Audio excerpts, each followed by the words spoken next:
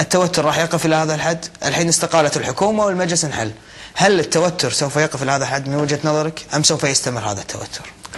لا شك أن نواب الأمة ما سعوا إلى هذه الأمور كلها نعم إلا بغاية تحقيق العائد الأفضل على هذه الدولة الكريمة.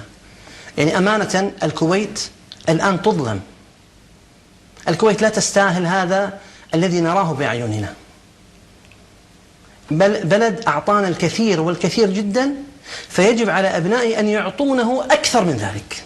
نعم. إذن نجد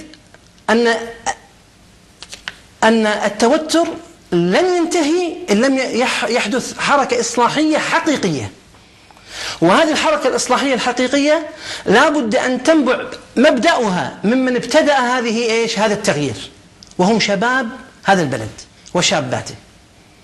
بدأوا هذا التغيير من أجل كويت أفضل، وهذا يجب أن يكون شعار كل ناخب، لا أقول مرشح أو نائب، شعار كل نائب نحو كويت أفضل. هذا الذي نريده. إذا أردنا أن نحقق تغييرا حقيقيا، فإذا يجب علينا أن نسعى إلى كويت أفضل، يجب أن ننتقي من يقوم بخدمة هذا البلد لا لأهدافه الشخصانية بل لأهداف البلد نفسه. نعم. الكويت أعطتنا، يجب أن نعطيها.